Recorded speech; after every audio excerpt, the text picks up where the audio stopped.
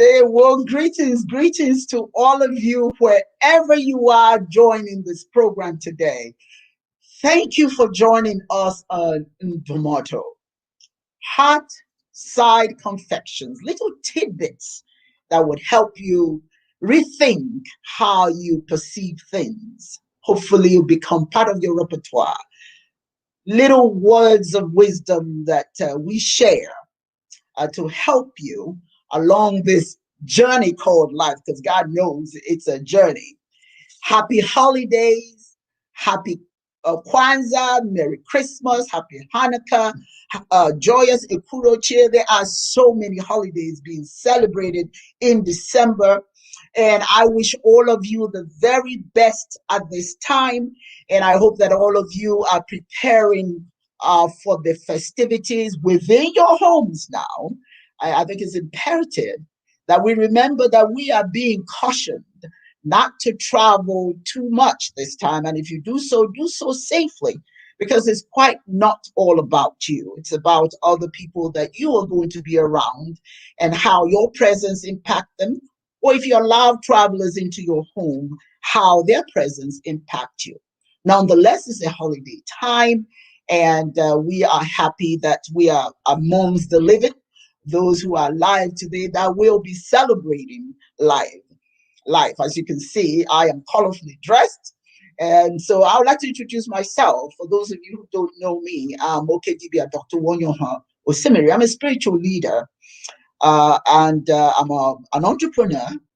My background is clinical psychology. I'm a life coach. I'm a public speaker, and I'm a professor.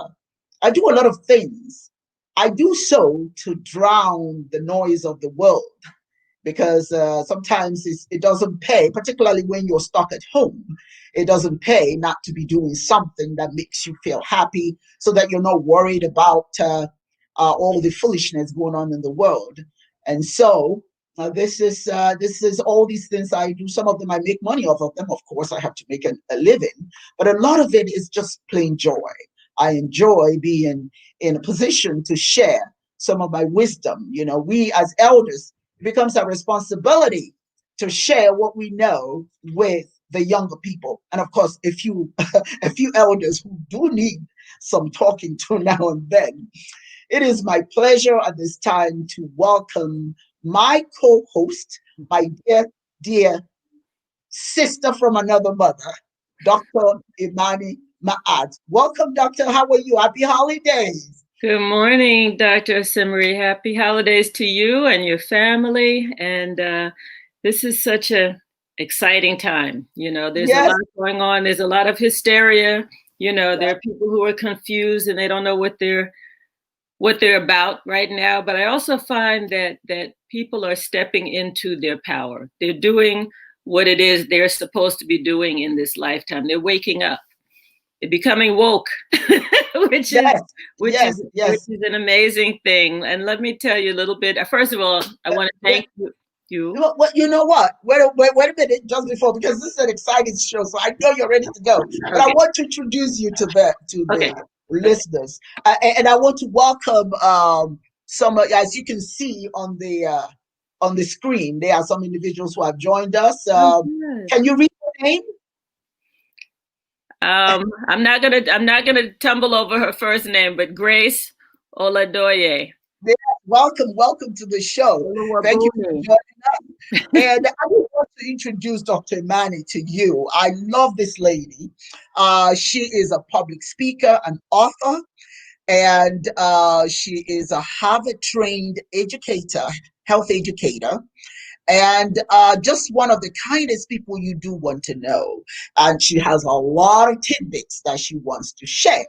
And boy, is today one of those days to share it because of the topic of today. But let me go back to you, Dr. Mani. You started saying something, so I want to give you the opportunity to go back and speak accordingly. Go ahead, please. I just wanted to thank you, and really, you know, you're one of my role models. You're my sister. You're my friend. And it's just such a pleasure to be around you, to be working with you. This woman does so much. She's helping to manage my home, which is now a retreat center and place that people can stay when they're in the Atlanta area. And she put so much time and energy into that. She's also a visual artist. If you walk through her house, it looks like a museum, and she has painted the artwork. I mean, it's just amazing, amazing. Like, where does she find time to do all that she does and to be of service to so many people? So thank you, Dr. Osemere, for all that you do. And thank you for inviting me to co-host this wonderful show with you. As I was telling you earlier, I'm getting ready to crank mine back up, and you've been my inspiration. So of course, you'll be one of my first guests as we get back Dr. Imani, into our power. Yes, yes, yes. I am ready to step into my power. You're there, girl.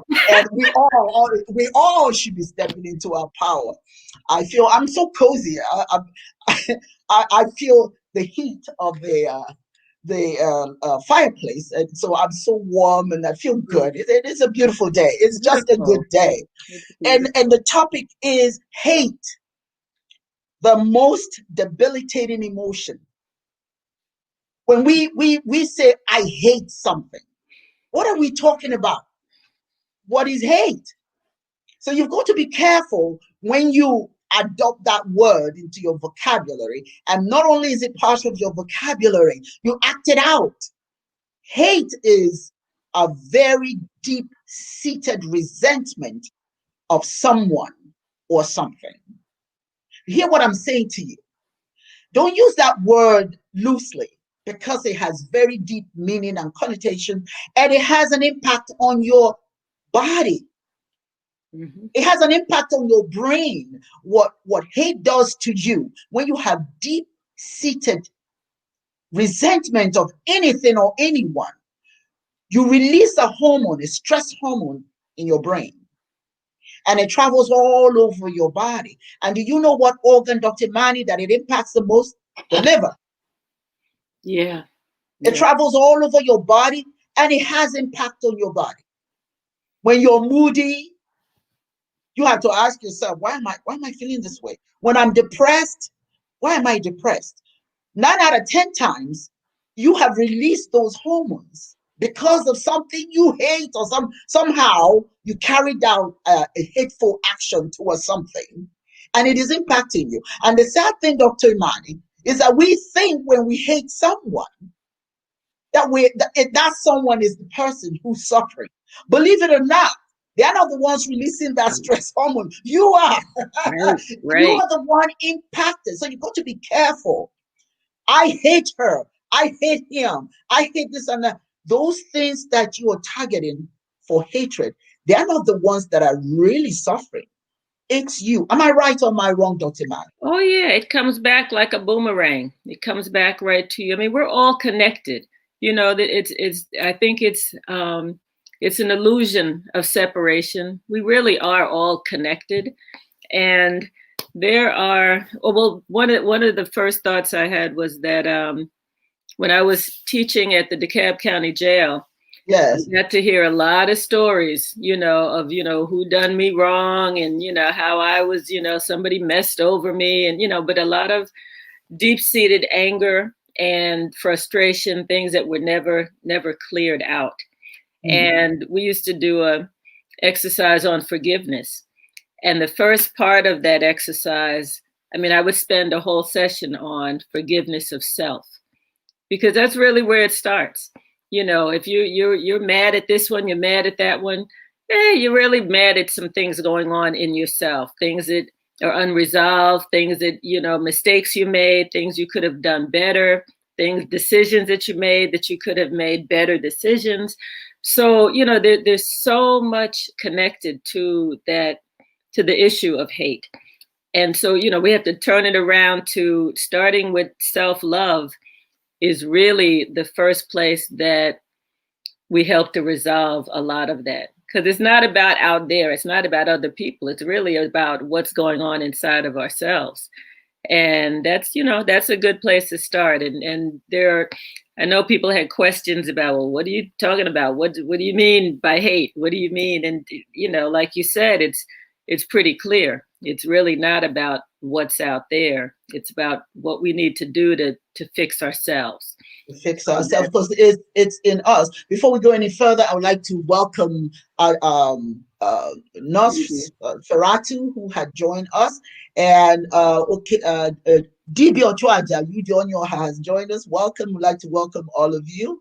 And Dr. Mani, you really said something that I want to give you an example of something that caused so much hate in my life that I had to let it go ultimately because I realized it wasn't them who were suffering. It was me. When I was in high school, I had, and I don't want to, I don't want to make it a religious thing, but nonetheless, it's the truth.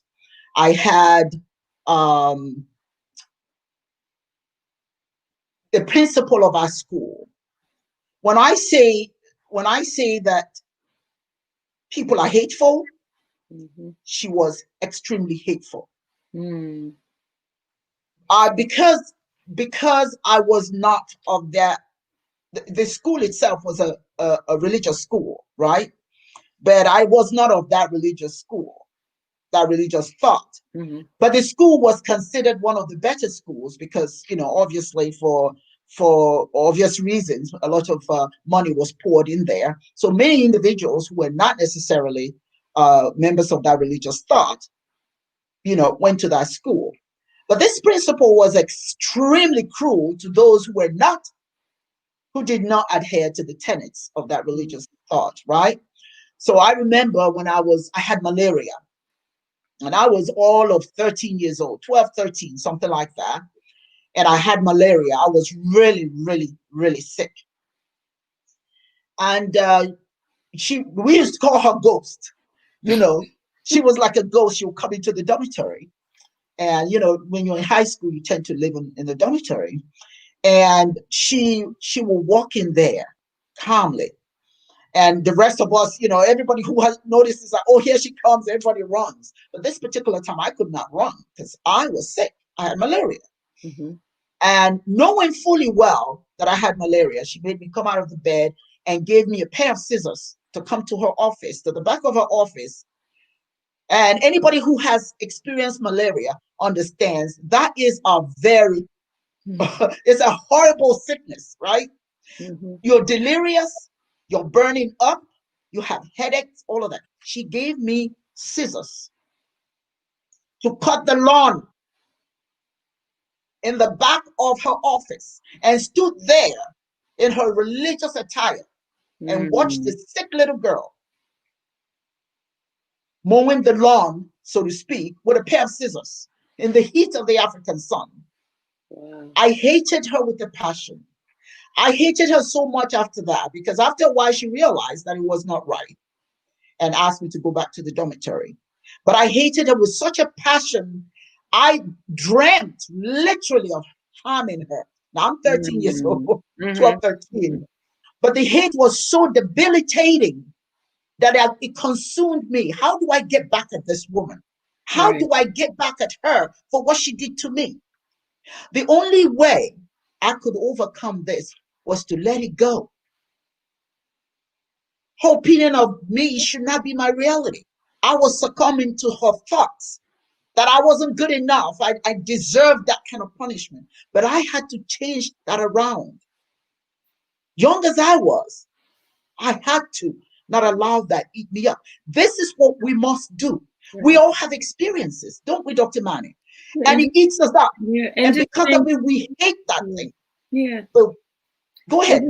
Think, most children are not taught how to handle things like that. And just think how many adults we have who are walking around with feelings of anger and hatred towards adults who did them wrong when they were younger. And they carry that thought of hatred into their adult life. And they say hurt people, so you see generations of abuse, you see generations of mistreatment, of beatings. It's like, you got to beat it out of them, and it's like, really, what is that about? Well, they beat me when I was a child, so that's the way you discipline children. You have to beat them. And so what happens psychologically to these children who have that hatred festering, in them? They don't know what to do with it. They turn it on somebody else. Hurt people hurt people. So you have to teach children you have to give them the tools to get past something like that. Not to say it's not going to happen again, or that there aren't going to be cruel people in your life who say things. Sticks and stones hurt my bones, but words will hurt forever. But you have to give them tools to resolve the whole bullying issue. Oh my, yes.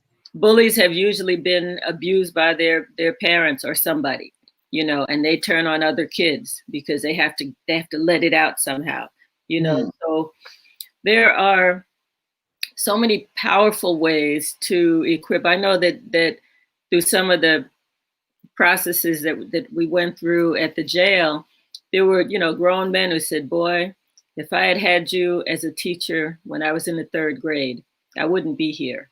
I wouldn't be here in this jail, So they were admitting that they had unresolved issues, unresolved hatred and anger that just went with them into adulthood, and they didn't know how to love themselves first and how to resolve conflicts both internally and externally, to themselves.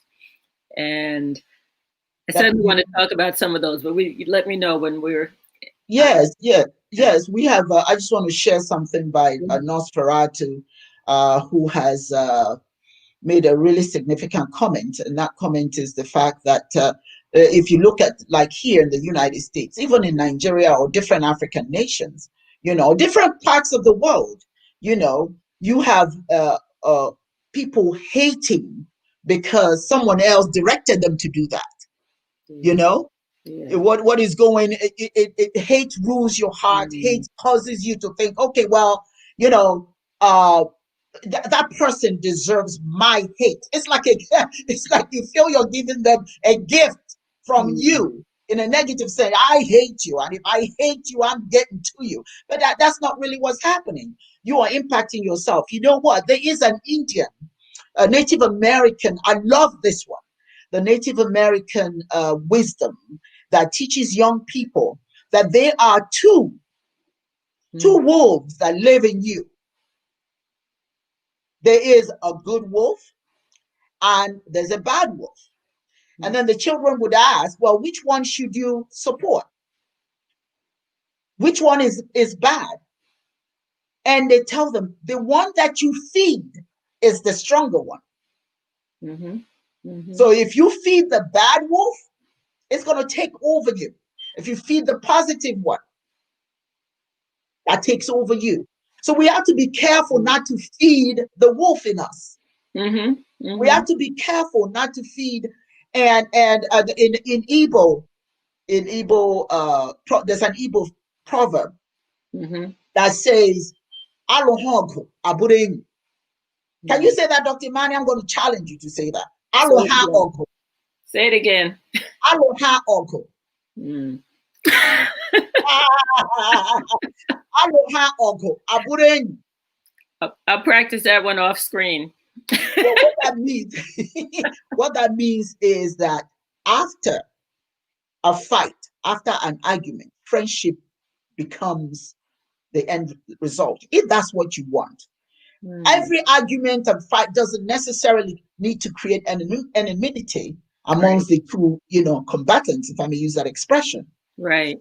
Because an argument should open up conversation, understanding, where each one of you stand. But I find that, like, when you look at all the screaming and yelling that goes on in the streets when people are protesting, right? They're having an argument, but the only way that it's supposed to end is somebody wins. I win. Right. Instead of I understand. Right. This understanding that we have to get to. It's interesting you mentioned the Native American, the two wolves. One of the things that I would teach, not just at the jail, but to youth and to adults, is it's a it's a tradition out of the Hawaiian culture called Ho'oponopono. And it really starts with the premise that everything is energy, and it's important to raise your vibration. And words are very powerful in raising your vibration. And the words of the Ho'oponopono are I love you, I'm sorry, please forgive me, and thank you. And you're really directing those words at yourself. But because we're all connected and it's an illusion of separation, as we clean and clear out negativity in ourselves and issues in ourselves, it affects the whole of the community. There was and one of the reasons I like doing this at the jail, there was a gentleman, psychologist in Hawaii Dr. Hugh Lin, who used the Ho'oponopono in a prison in Hawaii. And he was invited to work in a mental health wing. They called it worked with the criminally insane, who had just done horrible things, and they were going to be locked up for life and just throw away the key and they're there. And he went in and he started looking, didn't meet with them, didn't go onto the floors, but he was looking at their cards, so and so, I love you, I'm sorry, please forgive me, and thank you. And if there's anything that my ancestors did to offend or hurt your ancestors, I apologize. So he went through this whole thing, and they thought he was crazy. They're like, he wasn't going to meetings, he wasn't counseling anybody, but something started happening with the energy in that ward. I mean, they took the shackles off. The guards who they couldn't keep, the people were quitting all the time, started staying. They started doing classes there, and they attributed to the work that he was doing on himself with the Ho'oponopono. Beautiful, beautiful story. Amazing things happened. They ended up closing that ward because they didn't need it anymore.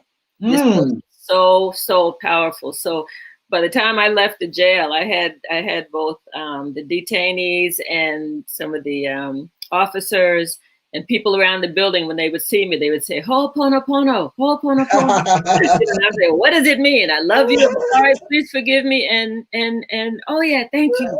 And so just a beautiful, beautiful practice. There was a woman, a female detainee in one of my classes, and she came back to class after having learned about the Ho'oponopono, and she said, I used the Ho'oponopono, and it was really, really good. So I said, well, share your story. Tell us what happened. And she said that her daughter had called, and she was talking to her on the phone, and she said that my daughter was trying to pick a fight with me. And she said, I just stopped and said, I love you, I'm sorry, please forgive me, and thank you. And the daughter said, did you just say you love me? Like, out of all those 4 phrases, the one thing she heard was that her mom loves her. And her mom says, yes, I love you, I'm sorry, please forgive me, and thank you. And what do you think the daughter said after that? Dr. Ua, what do you think she said? What? Tell me. Well, she said, I love you more. And that was the conflict. I mean, the mother and daughter got to exchange and say that I love you to each other, probably the first time in years. And so whatever was causing the conflict and the issues, I know it's not hard must be hard keeping a family together if you're in lockdown, if you're away in jail or, in prison. And so whatever the conflict was minimized by the fact that what connected them was love. And so the hate, the bitterness, the anger just dissolved because love is the most powerful energy out here. Yeah, you know what?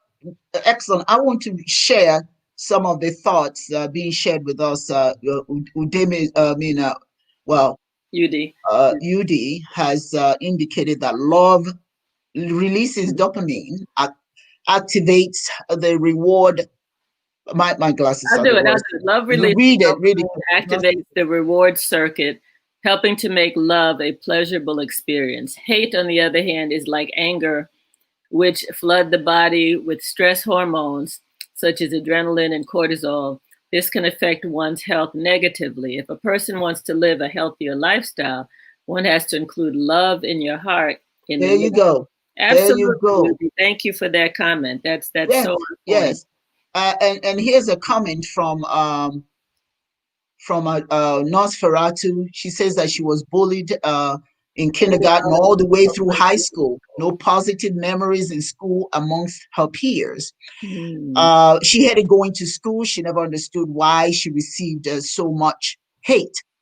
And particularly when she didn't do anything to deserve it, and she gave lots of love and she was kind to her fellow human beings, but it just didn't work out that way with her hmm. friends at school, and then she's right, it does leave a psychological imprint. Imprint. When you hate Hmm. someone to the extent that you want to hurt them, sometimes just saying I'm sorry doesn't always work, Right. depending on the extent of your activities to dehumanize that person. I Hmm. think what I want us to gain from this whole experience, number one, is that we must know that hate does not build relationships. Hate does not make you a better person. Hate does not reward another human being. All hate does is destroy. Hmm. It destroys you emotionally, mentally, psychologically. It causes you to have lots of aches and pains, to be gloomy, to be depressed. There are some people that you don't want to be around them, Dr. Mani. My Right. God, they're always belly aching about something. Then you get to ask yourself. I had a friend, she's passed away. Hmm. Uh, um, um, she you don't want to call her and complain about anything. You don't.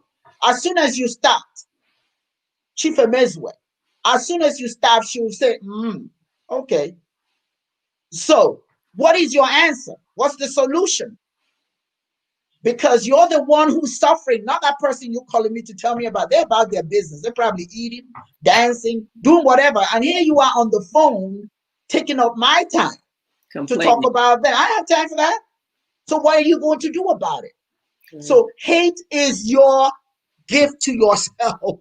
It Hmm. is not what Hmm. you're giving. But love, on the other hand, is what you should embrace, not hate. Even if somebody has done something to hurt you, Right. don't focus so much on that hatred for that person, because believe it or not, at that moment, they're not even thinking about you. They're doing Hmm. something else. Hmm. Before we go on with the conversation, Dr. Mani, I know you have something you want to add. Nasfaratu also reminded me, because I said Native Americans, she said that Indigenous I should say Americans. indigenous, Yes.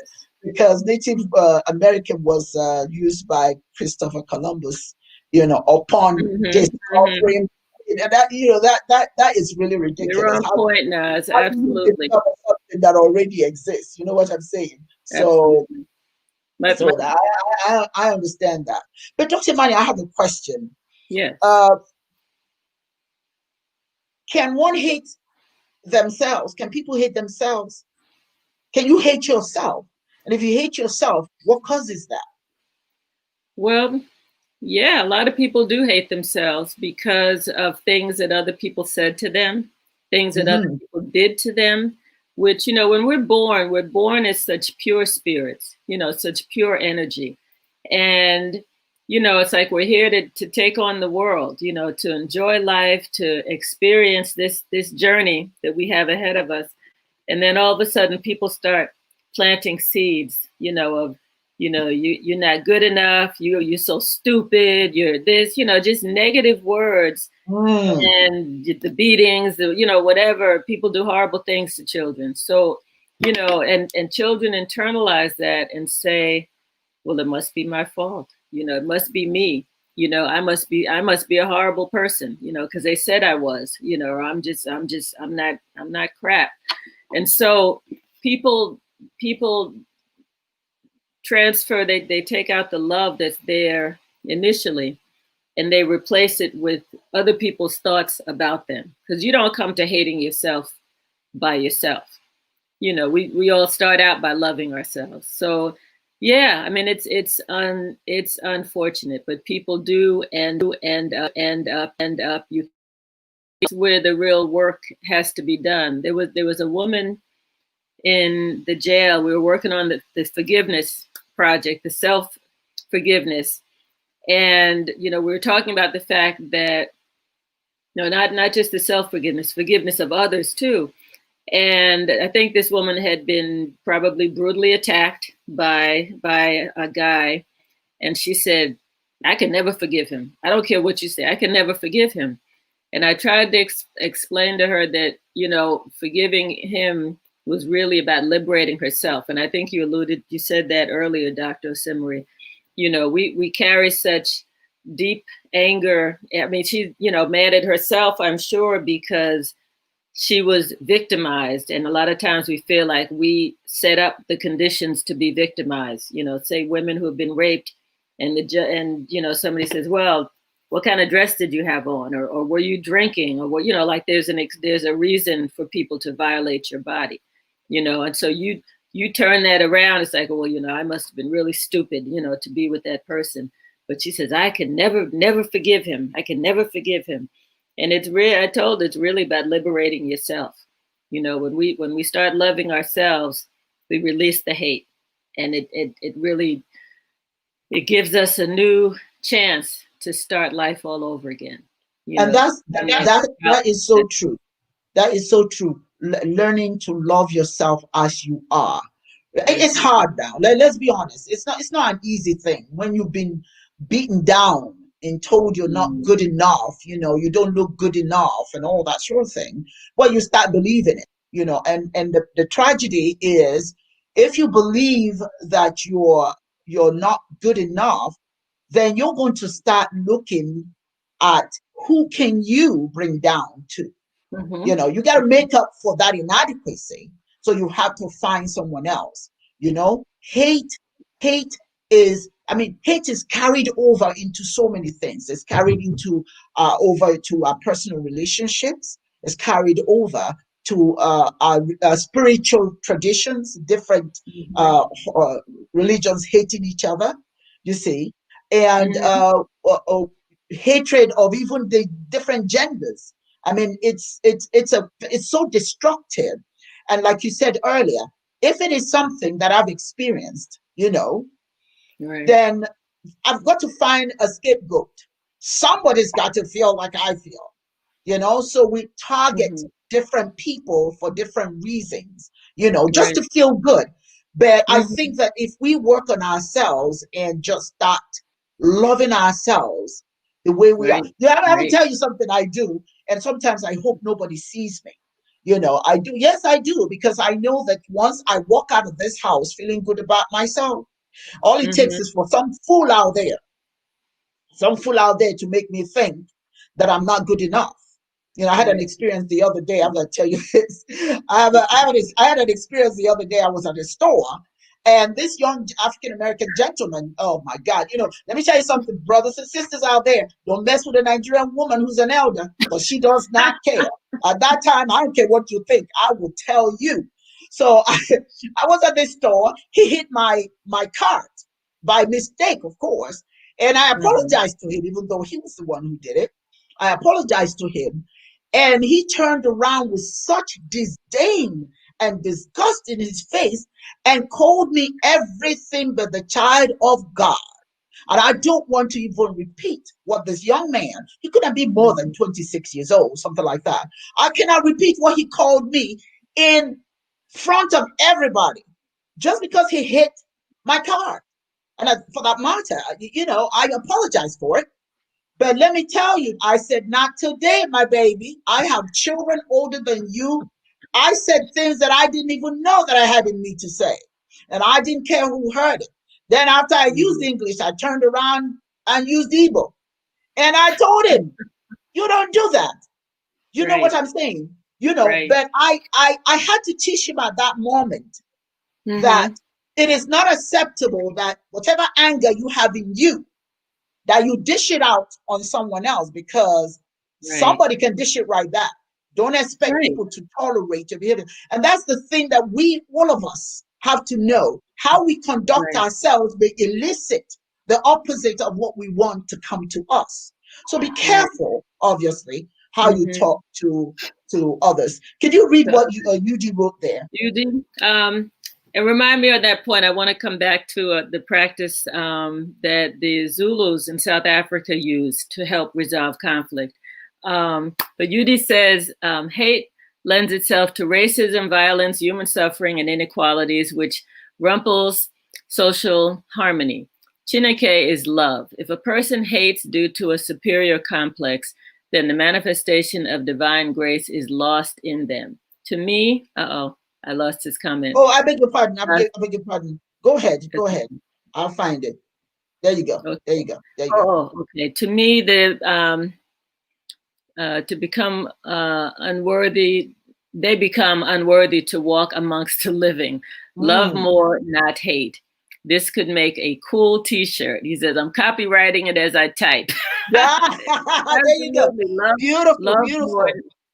love more, not hate. And so, the story you mentioned about the young man made me think of. There's a practice that is called soul constellation or family constellation, and it's basically a under that the ancestors were all connected, and that what we do impacts those coming behind us, and as well as those ahead of us. We're still connected with the ancestors, okay? And so this practice where it's almost done like a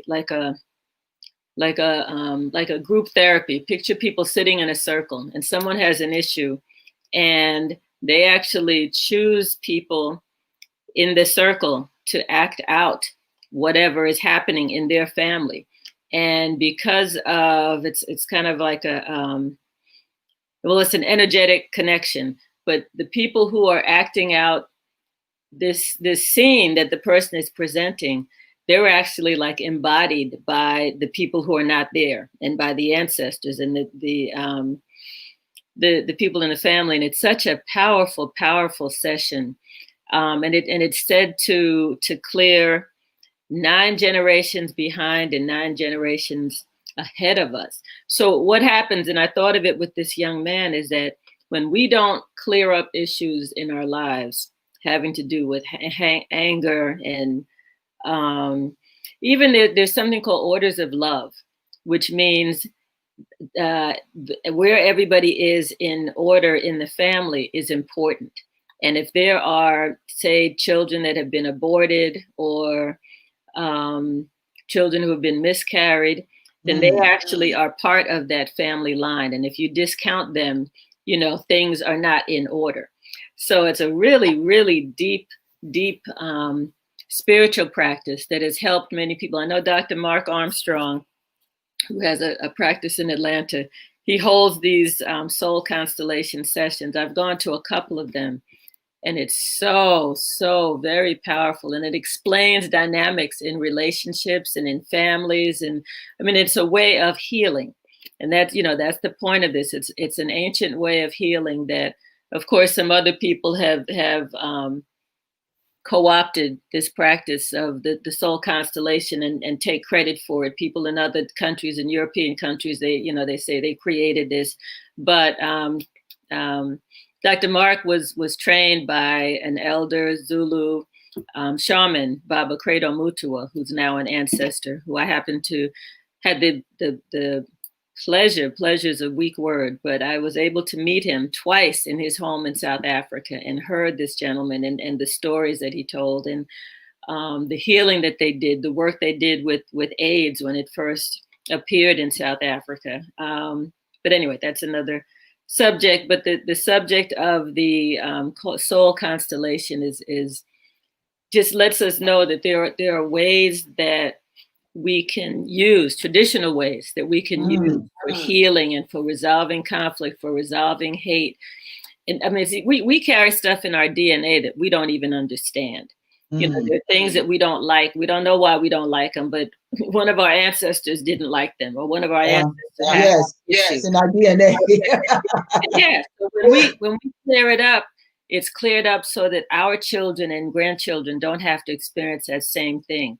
Yes. I know from Yes. very young, people would, if somebody, children play and they like grab your neck like they're going to choke you. And I'm like, don't touch my neck. Don't ever touch my neck. And it's like, okay, was somebody hung in the past in my lineage, because it's like such a sensitive thing to me.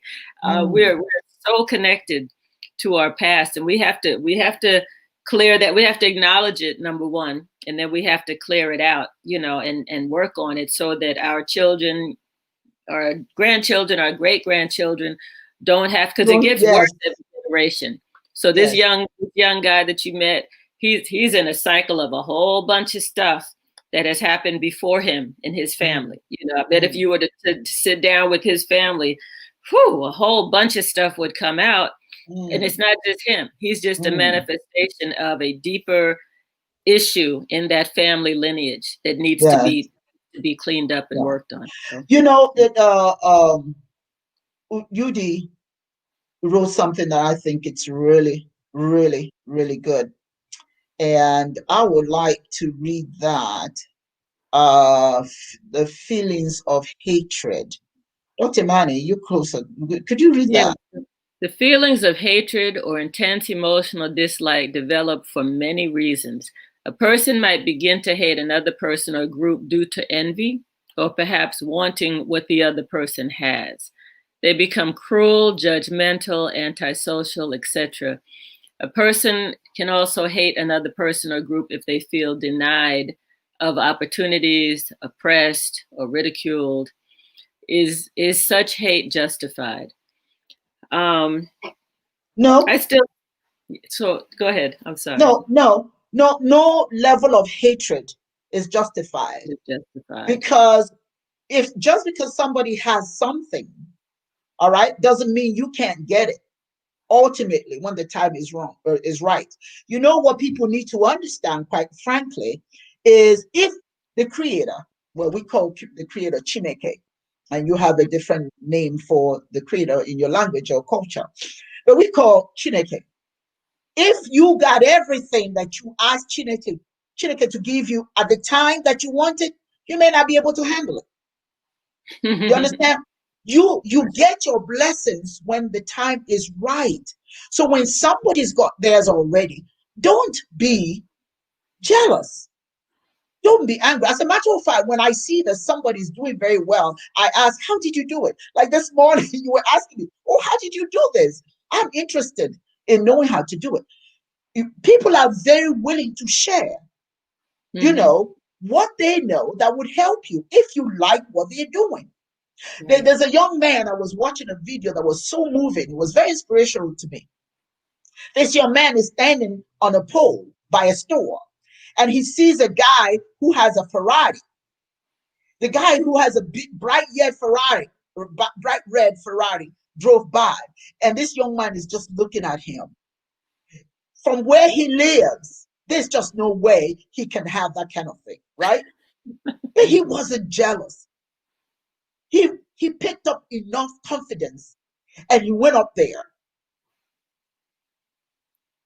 and he said, man, I sure wish I could have that. How'd you get that, man? That is so cool. He wasn't jealous. He wasn't angry. It just wasn't his time to have that. But the guy looked at him and said, so you would like to have this? He says, yeah. He said, here's my card. Call me. He said, if I call you, then what? He said, call me and I'll tell you how I got it. So come on. Wow. Long story short, he did go to him,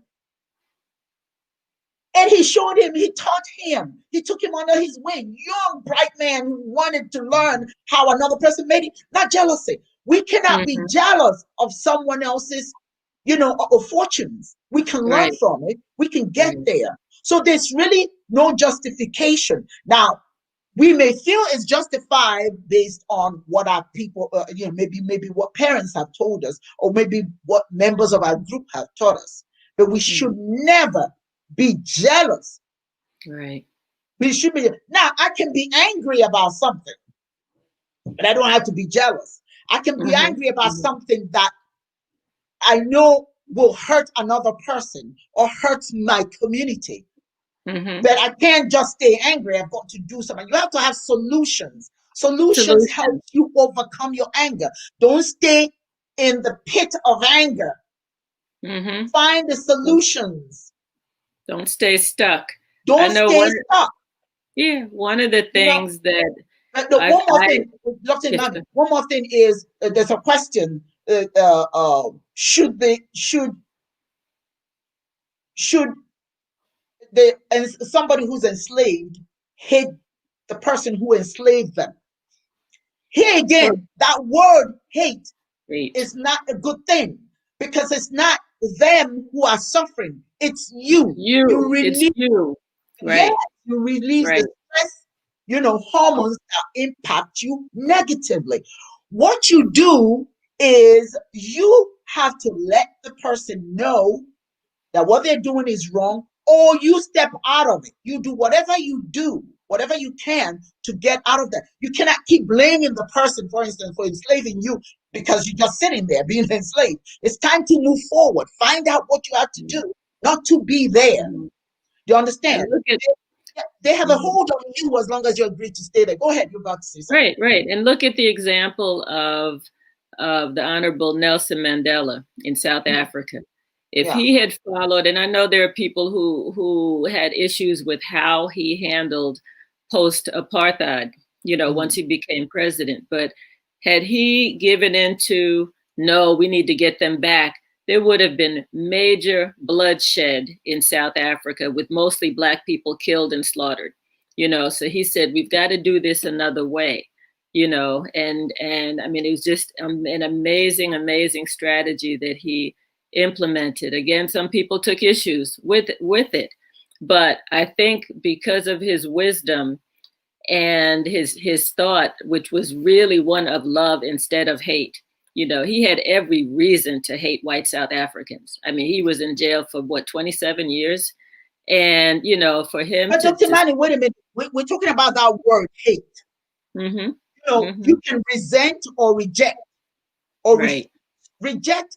I feel it's more important to reject, mm-hmm, what you're being presented. Reject your colonizer. Reject, do you understand? Reject what they're doing. yes, Don't, yes, don't hate. Because, and I go back to the word hate. The word hate mm-hmm, is not a mm-hmm, solution because they're not right, right, hurting. You are. right, right. But you can Oh, I reject, agree. put things I in agree. perspective. You can do things that will move you away from Right. your condition as opposed to hating them. You got to let the word hate out Yes, of your yes, system. Don't be a part yes, of that. Reject yes. it. I choose to reject the actions Mm-hmm, of my colonizer. I don't need to mentally be stuck there. I right, reject that, right, right. but Exactly, I don't hate exactly, you. But I'm going exactly. to speak till your brains fry if I have to. So you understand, I reject what you're doing. I'm not going to Right, be a part of that as opposed right, to I hate right, you. Uh, right. Go And ahead. building systems. No, well, and building systems for healing, is Yes, something yes. that he did, that he put in place. If you never watched the story about Nelson Mandela's life, definitely watch that. And the rugby game. I don't know if you saw that movie where the rugby players from South Africa were playing, and Mm, beautiful story, because that event helped to bring South Africans together in a way that they had never kind of been on the same team, if you will. mhm, mhm. But it's all about. I mean, you and I are educators, and it's all Yes. about teaching people, how to get from A to K in Yeah. a way that is healing, that it's not destructive, and Mhm. that it's building up the person as well as the relationships that they have. And it's so beautiful to see success stories. It was a young man who was in my classes at the jail, and I used to always tell them, imagine yourself standing in front of a group of high school students, talking to them, telling them about your your journey, and the things you did wrong, things you would have done differently, mistakes you may have made. and how you move past that. And so one of the instructors actually went with one of the guys, this particular gentleman, who did exactly what I had recommended he do. He went and spoke to a group of high school students, and I was blown away by that. I was so happy that he took me seriously, because just you're talking to a group of high school students, but there could be one person who really needs to hear the message that you're sharing that day about loving yourself, about Mm-hmm. making wise decisions, about caring. I was told when I was younger, when you're out in the street, you're representing your parents, you're representing your family. So you can't just act like you're just out there doing your thing, like the young guy in the store with you. It's like, who is he representing when Mm-hmm. he chose to curse out an elder? That's like totally, totally unacceptable. So we have to plant seeds in the young folks That's about right. who they I are. want to share. Mm-hmm. Are you hearing an echo? Okay, it's gone away. Serena Peabody, welcome. Thank you so much for your thoughts. She says that hate is a terrible thing. It doesn't allow you to move forward. Hate only makes a person miserable and bitter, not Mm-hmm. healthy at all. That's right. It Yeah. makes you bitter, and you always have to ask yourself, what do I want in my life? You know, Mm-hmm. I mean, there's Mm-hmm. so many things around us that cause us to be hateful, okay, that cause us to be bitter because people are acting certain ways towards us. It doesn't make us feel good, or things that we read about or hear about or see. Those sort of Mm-hmm. things just kind of just get you all in a tizzy.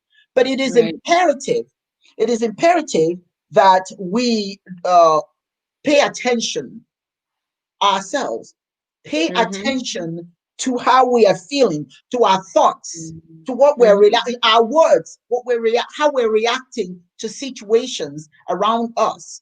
Are we rejecting things or are we hating things? And once you think, oh, I Mm-hmm. hate this, stop Right. right Right. there, because what we're Right. talking about today is how hate impacts the body.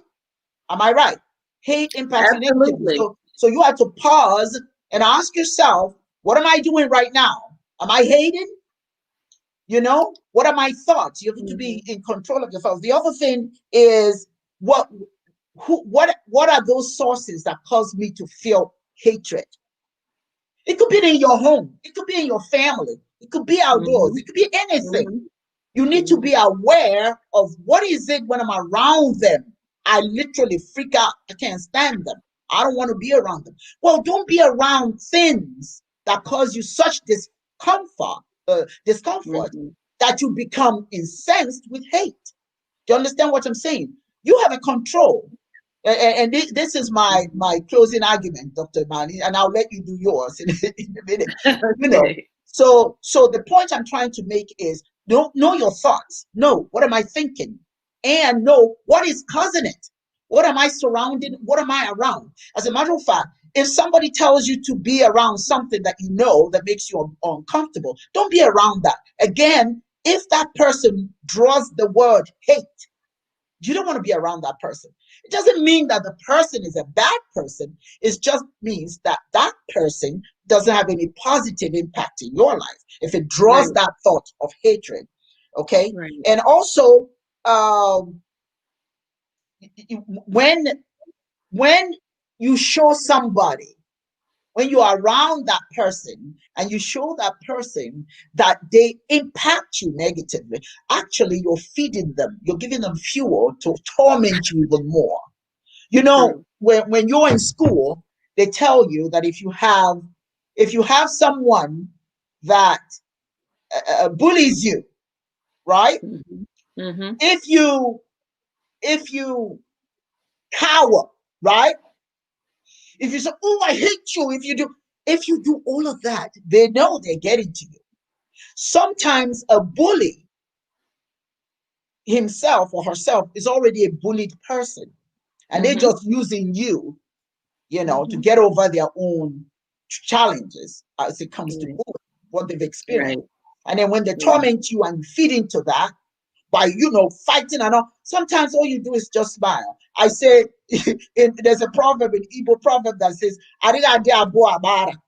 That means two people can't be crazy at the same time. Just tell that bully, two people just can't be crazy at the same time. So I ain't going with, I'm just not going there with you. You can be crazy all on your own. Or you start whistling, or you start smiling, or you just walk away. Now, the only time now I'm not going to walk away, if you hit me, it's on.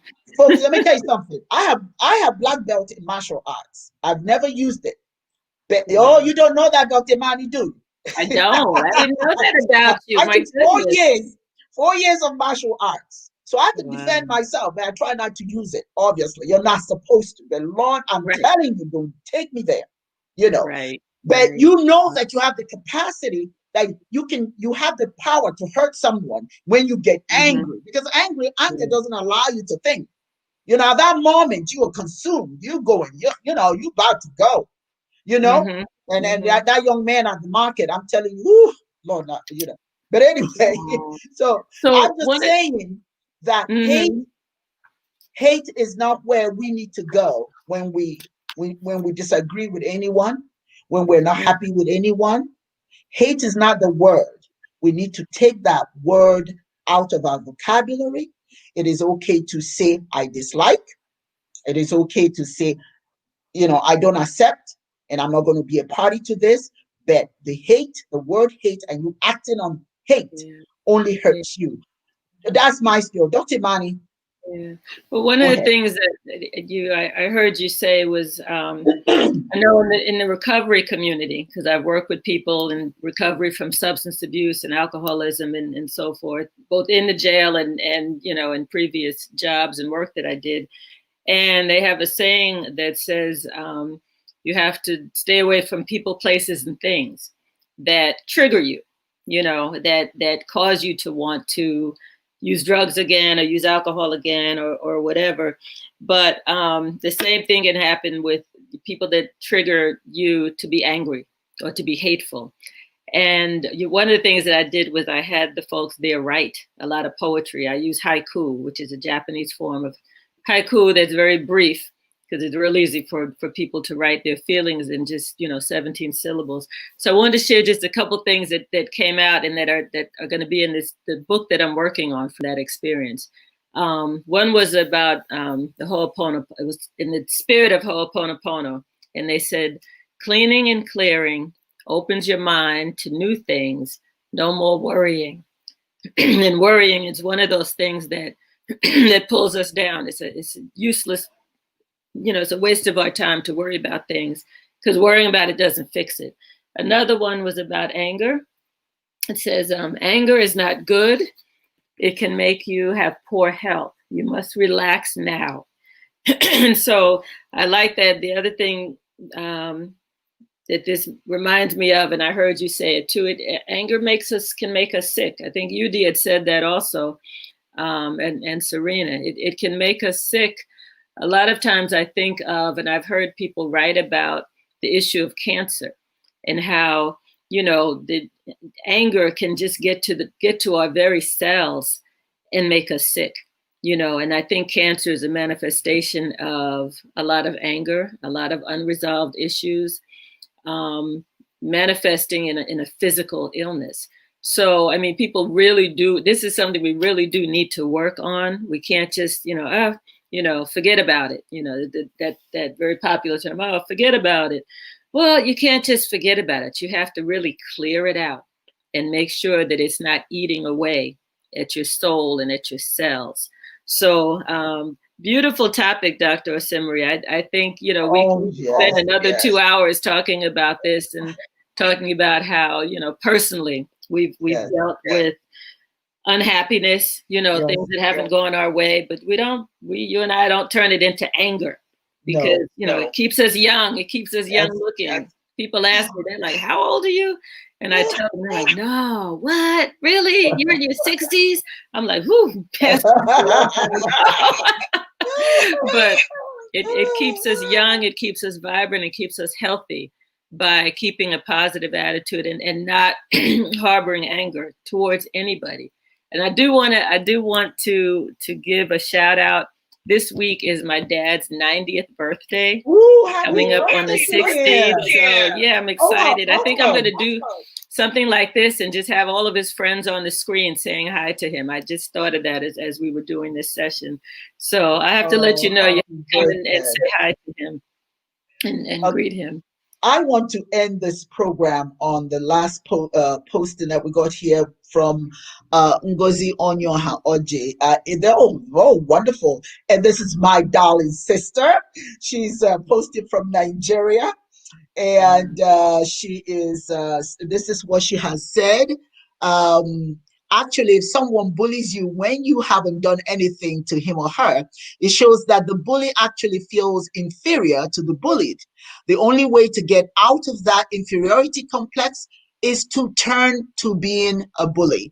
I do think that the bullied should let the bully know this and let it sink in. There you go. That's right. That's right. That's right. That's right. Thank you so much, Ngozi, for that wonderful comment. And happy, you got people wishing your dad a happy Earth Day from us, Farad. Oh, thank you, Nas, Gigi for that saying too. happy birthday and happy birthday Gigi. to your dad. And for all of you who may have a birthday in this month, happy birthday to you. Thank you, Yeah. all of you who joined us today. We hope to see you again next session, which is in 2 weeks. We are going to talk about the African American celebration of Kwanzaa, my Yay. favorite time of year. So, for All all of right. you who hopefully will join us next time for that particular show, is the 26th, the day after Christmas. Merry Christmas to you. For those of you who celebrate Christmas, happy Hanukkah. Happy what are all the holidays? There's so many. Happy Kwanzaa. Certainly Kwanzaa starts on the 25th. Mm-hmm. And Mm-hmm. joyous Epuroche. Some people don't know this. This is our celebration of the Arunsi, the Orishas. The Ifa religion celebrates the Orishas. We celebrate the Arunsi, and one of them is Epuroche. So it's between the 17th of December through the 20th to the 12th of January. So we are going to be Okay. celebrating that. Dr. Mani, we go to the river and pour libations and thank God for that. I Oh, mean, can you imagine? wonderful. Is there a present given to humanity more than water? Without water, what can we do? And then bless you. So who's it? Winter solstice. So what's that? Solstice. Mm-hmm. Solstice. Solstice. Winter Okay. solstice. December Yeah. 21st. Yeah, Yeah. there's so many celebrations. So happy everything and anything to Happy all of you. Thank everything. you so much for joining us. You have been a wonderful audience, and we hope to see you on the 26th. Thank you, Dr. Mani. You're always my favorite host. So it is. Thank you. So, Peace and love thank you to all. you and You have to a the guests. wonderful, wonderful day.